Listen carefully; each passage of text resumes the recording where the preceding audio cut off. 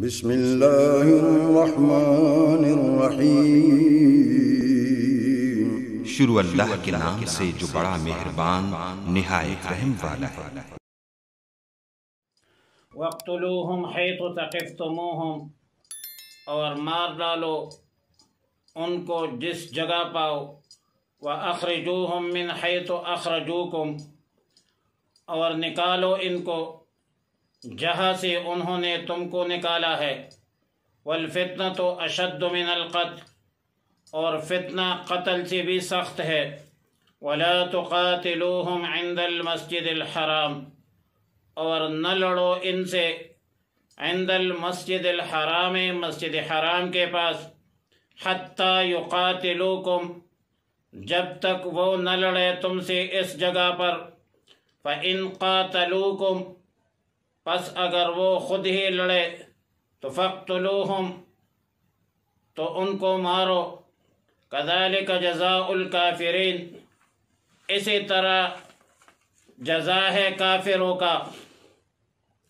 بنیادی طور پر سن 6 ہجری میں رسول اللہ مبارک صلی اللہ علیہ وسلم ادائے عمرہ کے ارادے سے مکہ مکرمہ تشریف لے جا رہے تھے، لیکن ظاہر ہے کہ مکہ مکرمہ پر مشرکین کا قبضہ اور تسلط تھا۔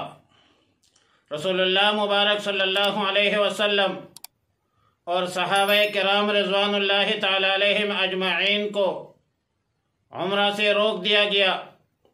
بالآخر طویل مذاکرات کے بعد یہ معاہدہ قرار پایا کہ آئندہ سال تشریف لا کر عمرہ ادا فرما دے۔ سن 7 ہجری میں جب رسول اللہ مبارک صلی اللہ علیہ وسلم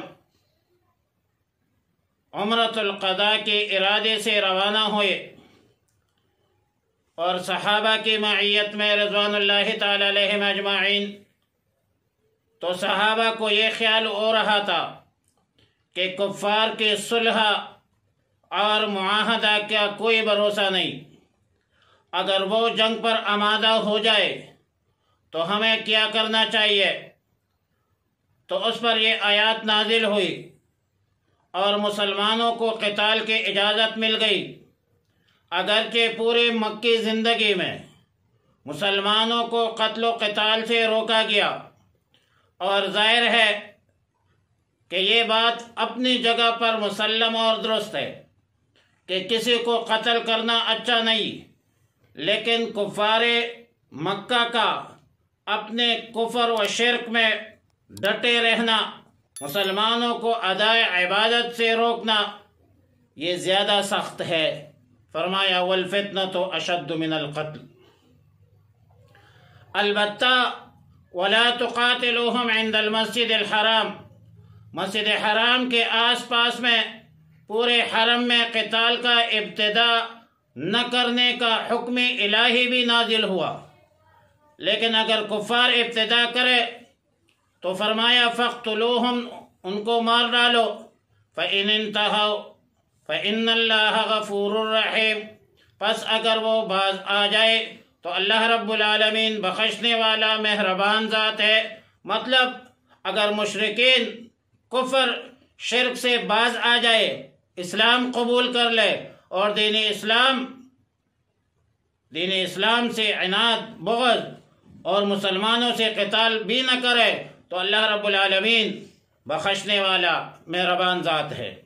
وَقَاتِلُوهُمْ حَتَّى لَا تَكُونَ فِتْنَةٌ، اور ان سے یہاں تک لڑو کہ فتنہ باقی نہ رہے۔ وَيَكُونَ الدِّينُ لِلَّهِ، اور ہو جائے دین اللہ ہی کے لیے۔ فَإِنِ انْتَهَوْا فَلَا عُدْوَانَ إِلَّا عَلَى الظَّالِمِينَ، پس اگر وہ باز آ جائے تو زیادتی نہیں ہے مگر ظالموں پر۔ آیات سے جہاں معلوم ہوتا ہے کہ قتال کی ضرورت فتنہ شرک و کفر کی سرکوبی ہے، وہاں قتال کرنے والوں کو، مجاہدین کو بھی یہ بتلایا گیا کہ قتال و جہاد میں یہ نیت رکھے کہ اللہ کے دین کا بول و بالا ہو، اعلاء کلمت اللہ مقصود ہو، اور یہ بھی بتلایا کہ کافر و مشرک اگر مشرف بہ اسلام ہو جائے تو ان کا قتل کرنا جائز نہیں ہے۔ باقی جہاد اور قتال کے تفصیلی احکامات سورہ انفال اور سورہ توبہ میں پڑھیں گے انشاءاللہ۔ الشہر الحرام بالشہر الحرام، حرمت والا مہینہ عوض بدلہ مقابل ہے حرمت والے مہینے کا، والحرمات قصاص اور حرمت معاوضہ بدلہ مقابل چیزیں ہے۔ فمن اعتدى علیکم، بس جو شخص تم پر زیادتی کرے، فاعتدوا علیہ بمثل ما اعتدى علیکم، اس پر اتنی ہی زیادتی کرو جتنی زیادتی اس نے تم پر کی ہے۔ واتقوا اللہ، اور اللہ سے ڈرتے رہو۔ وَاعْلَمُوا، یقین کرو، جان لو، ان اللہ مع المتقین، کہ اللہ رب العالمین متقین کے ساتھ ہے۔ پہلے میں نے گزارش کی کہ سن 7 ہجری میں جب رسول اللہ مبارک صلی اللہ علیہ وسلم صلح حدیبیہ کے مطابق بمعیت صحابہ کرام رضوان اللہ تعالی علیہم اجمعین عمرۃ القضاء کا ارادہ فرمایا، تو صحابہ کرام کے ذہن میں کفار کے معاہدوں پر اعتبار اور اعتماد نہیں تھا، اور اعتماد نہ ہونے کے اساس پر جنگ کی صورت پیدا ہونے کا خدشہ تھا۔ اور یہاں پر ان کے ذہن میں 2 اشکال تھے۔ ایک یہ مشکل تھا کہ اشکال تھا کہ اگر حرم پاک میں جنگ کی نوبت پیش آئے، جو حرم پاک کے حرمت و عزت کا مسئلہ ہے، اور دوسرا اشکال یہ تھا کہ جنگ کے صورت میں یہ ذی القعدہ اشہر الحرم کے 4 مہینوں میں سے ہے، اور اشہر الحرم محترم مہینے، حرمت والے مہینے 4 ہے، ذی القعدہ، ذی الحجہ، محرم اور رجب۔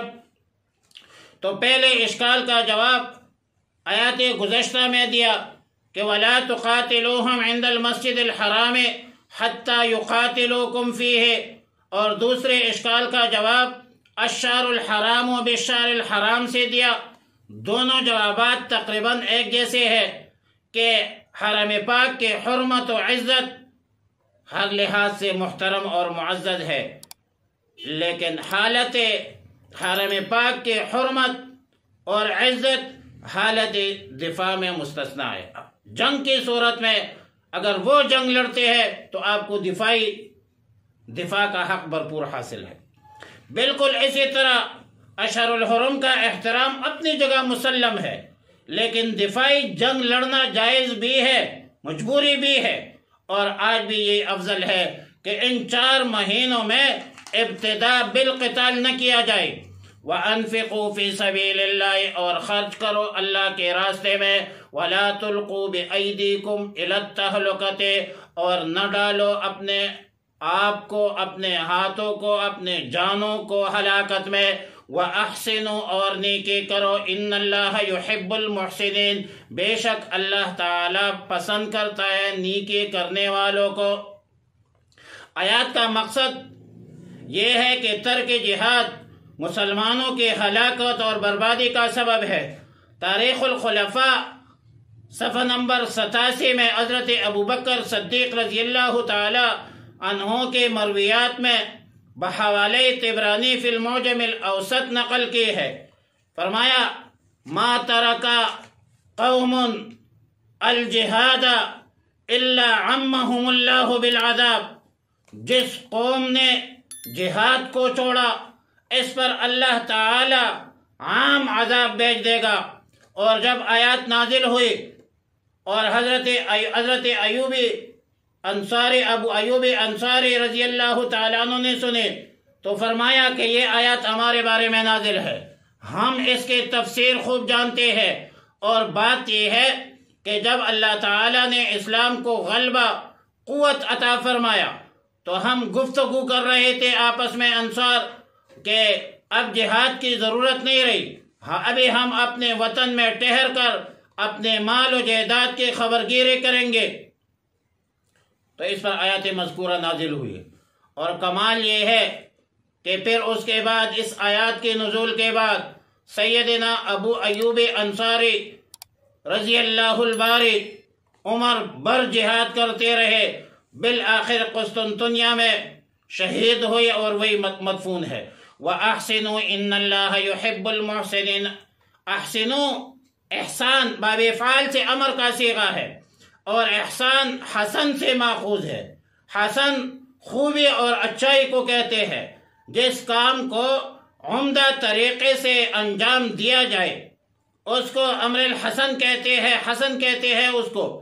احسان دو طرح کے ہیں، ایک عبادات میں اور دوسرے معاملات میں۔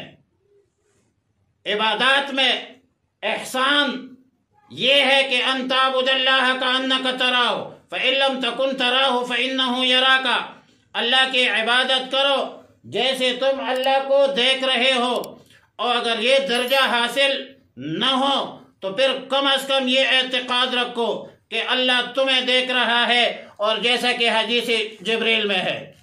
معاملات اور معاشرت میں احسان کی تفسیر مسند احمد بروایت حضرت معاذ بن جبل رضی اللہ تعالی عنہ منقول ہے کہ نبی علیہ السلام نے فرمایا کہ تم سب لوگوں کے لیے وہی پسند کرو جو اپنے لیے پسند کرتے ہو، اور جس چیز کو تم اپنے لیے برا سمجھتے ہو وہ ہو دوسروں کے لیے برا سمجھو، آنکھ کے بخود نہ پسندی بدی گرا نہ پسند۔